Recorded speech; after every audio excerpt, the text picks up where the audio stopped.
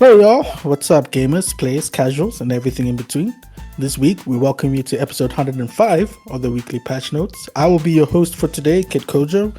Tammy couldn't be with us today, unfortunately, but he'll be back next week.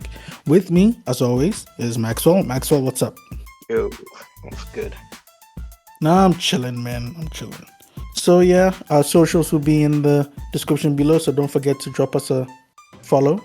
And if you like this episode, please subscribe, hit the like button, helps us, really goes a long way. So, with all that being said, let's get started. But before we do, any admin or announcements you'd like to make, Maxwell?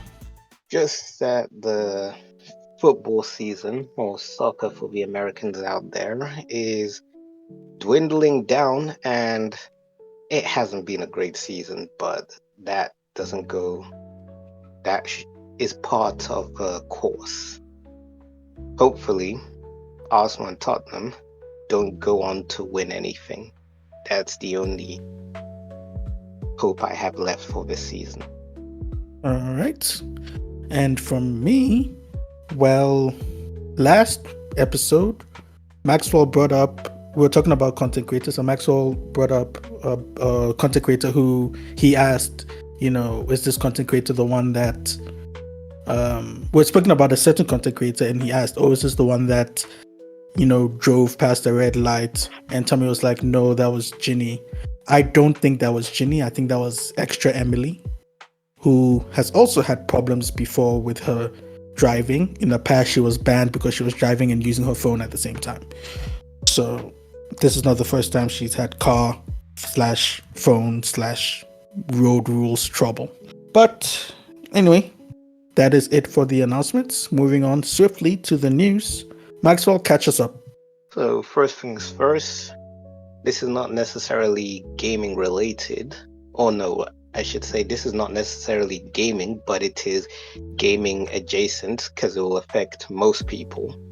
We are going to be having a new Discord CEO. The current one is stepping down as he seeks to catch up on his gaming backlog, saying that he'll be playing FF7 Rebirth and checking out other game he hasn't necessarily had the time to give a go. And in his place instead, there's going to be a former Activision Blizzard CEO. I haven't necessarily checked the names, I've just looked at the positions because people are stressing that with a new change in guard, Discord might suffer for it. So I figured that's something worth pointing out for the people out there. Maybe Discord will suffer, maybe Discord will chug along the normal way, but I have noticed that a lot of company tends to navigate towards former EA and Activision leadership, which is a worrying trend. These guys are going to be everywhere. They already have their fingerprints on most things, but yeah, there's that whole Discord situation taking place. Then, in other news, we've got the Switch 2 pre-orders, which came live, and on the Japan side, it was an overwhelming amount of people who are trying to order the Switch 2 that Nintendo had to release a statement saying that pre-orders have surpassed expectations where they're not going to be able to meet demand. However, they will do the best of their ability to try and meet that demand. And at the same time, pre-orders in the US have also been so high that the different websites, whether it's Best Buy, whether it's what was the other one? I forget the other one. But websites have been crashing as people are failing to get their orders in, which doesn't bode well for us who were saying that this console looks like it's dead on arrival. But I would also like to point out that, as some people have rightly pointed out, the Wii U had large demand upon pre-orders and upon release, but that didn't go on to have legs. So with the Switch 2, we're going to see how exactly things are going to pan out. If there's any hope for gamers, this console should not sell well. But we've already mentioned in our previous discussion video about Nintendo that Nintendo takes up a place of like Apple products where regardless of what the price is, people will always put the money down for it. So it doesn't look too good. And I'm just hoping that gamers are not this brain dead, gamers are not this far gone, gamers are not this useless, and make this console go on to be one of the best selling consoles. And it's just like, bro, this is just like, it's funny how people love to complain about, oh, the PlayStation 5 wasn't that big of an upgrade from PS4. Oh, the PS4 wasn't that big of an upgrade from PS3. Oh, the Xbox Series X, Series S, what's the point of those?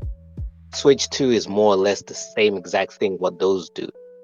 A natural upward progression, not a huge leap upward, but a natural progression. Yet people are dick riding this, so we'll see what comes out of it. Otherwise, yeah, that's all I've got to share with regards to gaming news. All right, awesome. I personally have nothing for gaming news this week, so let's move on to the gaming corner. Let's start off with the releases of the week. So, first up, we have a game called Steel Seed, PC, PS5, Xbox Series. It's a stealth action game released on April 22nd, 2025, currently sitting at a 66 on Metacritic.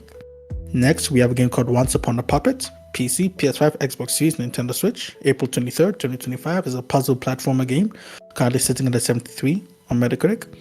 Next, we have Tempest Rising, it's a PC game, real-time strategy, released on April 24th, 2025, currently sitting at an 80 on Metacritic. Then we have the 100 Line Last Defense Academy, PC, Nintendo Switch, adventure game, April 24th, 2025, currently sitting at an 85 on Metacritic. Then we have the fighting game, Fatal Fury, City of the Wolves, PC, PS5, PS4, Xbox Series. It's a fighting game, April 24th, 2025, currently sitting at a 79 on Metacritic. Then we have Amazon, The Explorer's Legacy. It is a 2025 remake, 2025 remake, PC, PS5, Xbox Series, April 24, 2025, adventure game, currently sitting at a 79 on Metacritic. And finally, we have Clair Obscur Expedition 33, PC, PS5, Xbox Series. It's a JRPG, April 24th, 2025. It says JRPG, but it's made by a French studio. But anyway, I mean, I guess it doesn't have to be a Japanese company to make a JRPG. I don't know the rules about these things. But yeah, so Clair Obscur is a game that a lot of people are looking forward to. Maxwell, I think you said you were interested and not interested at the same time. Yep. It was a situation of the first time I ever saw it, I was like, nah, this ain't it. But the more game clips that came out, I was like, whoa, I guess I judged this too harshly. Because the more clips I saw, I was like, this actually looks like a more modern attempt at Final Fantasy, the old style Final Fantasy, not the modernized version of what Final Fantasy is. Only for me to see that Final Fantasy and Persona were inspirations for this game. So on the Final Fantasy side, I see it as clear as day. The Persona side, I see it in the combat. Not necessarily a big fan of that, but maybe they made it their own. It's one of those we'll see. So pleasantly surprised. Okay, and I'm assuming you've seen the reception. Yep, pretty much can't avoid it, even if I didn't want to see it. Okay, do you know its Metacritic score? Well, when it released, I believe it was a 94, and after a few reviews, it should be sitting at a 92 or 91. Okay, it's currently sitting at a 92 on Metacritic. So, a Game of the Year contender, looks like. So, I don't know about that. Oh well, if my memory serves me right, we have 3 games sitting at a 90 or sitting in the 90s on Metacritic.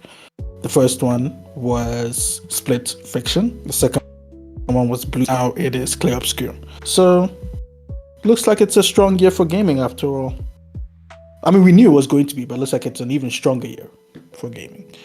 So, yeah, that's my thoughts, and that's my side of the gaming corner. What about you? Well, we did have the shadow drop, or okay, not necessarily the shadow drop, which is what you might call it, Oblivion, where people are loving it, but obviously some people not so much. But I think it's a great thing. And then let's see, like you said, a lot of games are coming out around this April-May window, which is very surprising. And which is a refreshing thing is how a lot of these games are Xbox owned properties. I mentioned it when they first happened, and people don't seem to be clued up enough. But people are like, oh, we're finally beginning to see a good release cycle from Xbox when they made all these acquisitions. We're now beginning to see the fruits of it. And I'm like, yeah. Well, first of all, I hope their release window is not this congested, that there's more control to it going into the future. But second of all, I recall mentioning that we're not going to see the effects of the acquisitions immediately. These type of things take time to integrate and synergize, and we're only going to be seeing the effects of it years down the line. And we're seeing it now where we've got Clair Obscur is a Microsoft supported game in terms of what do you call it, marketing, which is kind of new for Microsoft, since Sony is usually very aggressive at this type of area and Microsoft is more relaxed. We've got South of Midnight, which came out. We've got Doom, which is coming out. We've got Forza, which came out on the PlayStation. We've got Indiana Jones, which came out on the PlayStation. And there was another Microsoft IP. Oh, yes, Oblivion. So, very strong window for Microsoft. Happy to see that. Long may it continue. And yeah, on the gaming front, anything more gaming? Nah, I can't think of anything else I'd like to bring up. Alrighty then. Then, looks like we have hit the halfway point of the show. Ladies and gentlemen, if you are liking the video and the podcast so far, please leave a like and subscribe. Any help is grateful. Let's move on to the content creator section. I have a couple of things. The first thing is, Maxwell, do you know a content creator by the name of Phantom? I do, not a fan of him. Okay. Well, recently he was allegedly arrested. He was arrested at a traffic stop because his license was suspended for missing court. He told the police that he was shooting a video and forgot the license plate on his Lamborghini. And the officers asked what he did for a living, and he said YouTube, pretty much. And he was pretty much arrested. So I couldn't really find a lot of information about it online in the aftermath, but yeah, that's pretty much it. He's been arrested. So I'm sure he's been let go since, but I haven't really, there's no real news articles. It's just things on social media that I've been seeing. But yeah, keep you guys updated.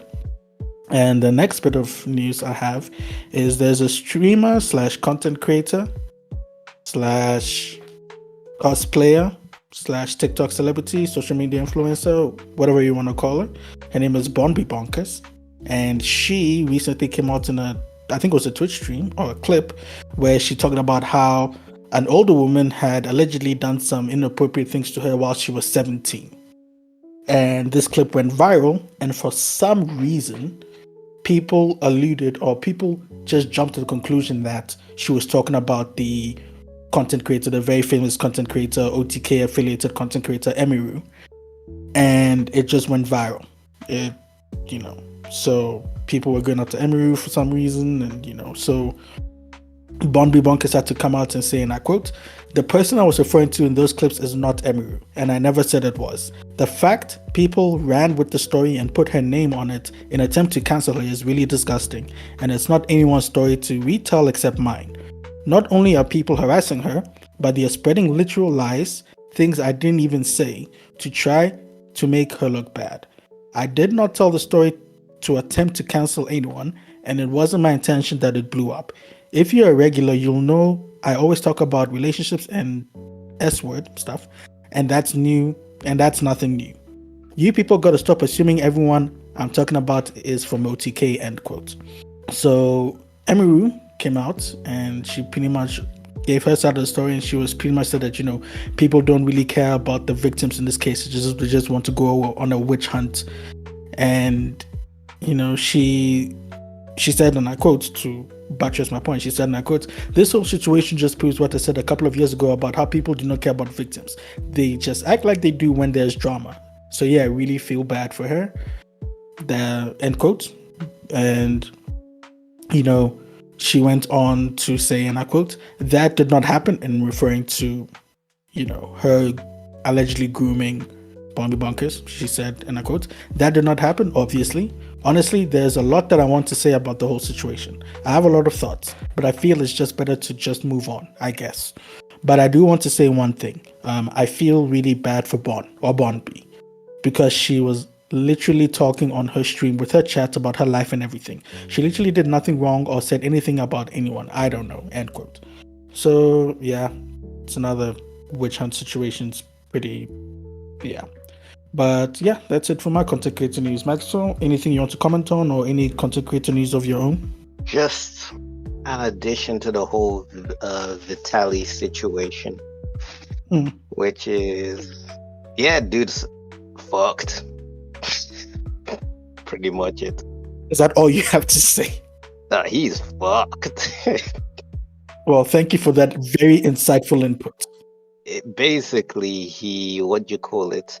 He's being investigated for criminal charges, and apparently that can take up from 1 to 2 years for it to finally go into court.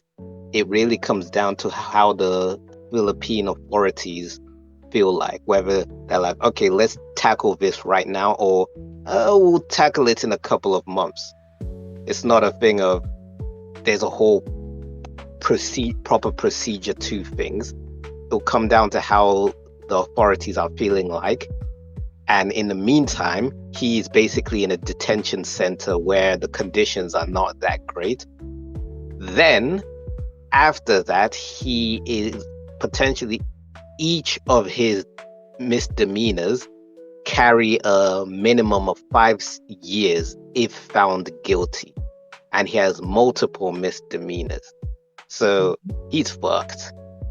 Yeah, it's not looking good for him, I'm not gonna lie. But personally, I'm giddy about it. I don't have anything against the dude. I don't know him well enough to have any personal stakes against him, but my personal stakes are more along the lines of, I hope this is a strong message to other idiotic content creators who want to travel abroad with their visas and their passports and make issues in other country, that they realize, like, you know what, I can't necessarily do this shit. But at the same time, I also want to point out that I'm not surprised that this is happening from Southeast Asia. Southeast Asia, they don't play games. East Asia, you can get away with that type of behavior, especially if you're from a Western nation, because I don't know why, but they will bend backwards to cater to Western nations. But in Southeast Asia, they don't give a fuck. An example I can give is in Thailand. Apparently, there were Israeli tourists who were giving lady boys some shit. The Thai community came together and whipped these people's ass.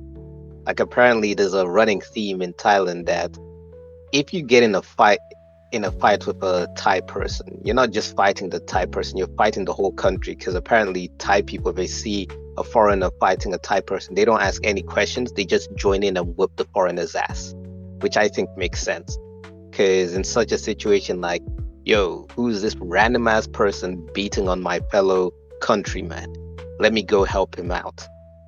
And I think that should be the case. So I wish East Asia, I'm looking at you, South Korea, I'm looking at you, Japan, would look at Southeast Asia and take points from them on how to deal with unruly foreigners. It's not and I suppose it's not even an East Asia thing. It's an American ally thing, because we also have Israel, which was the same situation. You don't just say, oh, this person is an American citizen, this is an EU citizen, let's just kick him out of a country. Nah, because you're gonna have more citizens from those regions coming in and doing shit. Make an example out of one or a couple of them, and watch as things suddenly stop. But yeah, No, that is true. Yeah, it is. Vitali is. He's notorious for a whole bunch of. I don't know if you know any of his other controversies, but I'm not gonna get into them. But it's some pretty. You know, he's got into this one controversy that was just not. Yeah, that was bad to say the least. But anyway, it's not what this is about. But yeah, so that's pretty much it from the content creator side, right, Maxwell? yep. Okay. And then moving on to eSports, I only have one thing, and that has to do with the HCS or the Halo Championship Series. So the HCS Major Arlington 2025 took place in Fort Worth, Texas, and it was an interesting event. And it took place, as I said, at the eSports Stadium in Arlington, Texas, United States, from the 18th to the 20th of April, I believe, 2025. And the final came down to Optic Gaming versus Shopify Rebellion, and Optic Gaming took the win. And this is Optic Gaming's first HCS major win since the HCS major Fort Worth win in 2023.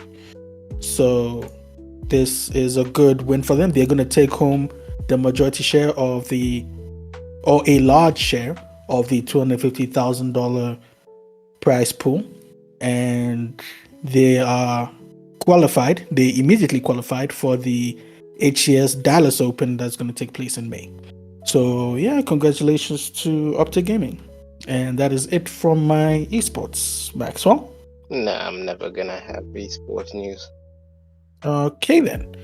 Well then, ladies and gentlemen, that brings us to the end of the episode. Thank you very much for being with us and listening. Tommy again apologizes for not being here. It was forces beyond his control. So there's nothing we could do, nothing he could do, but he will hopefully be here next episode. So again, thank you all for listening. Be safe, be good, be healthy, look after each other, don't do anything dumb, and keep gaming. And we'll see you all next episode. Peace out.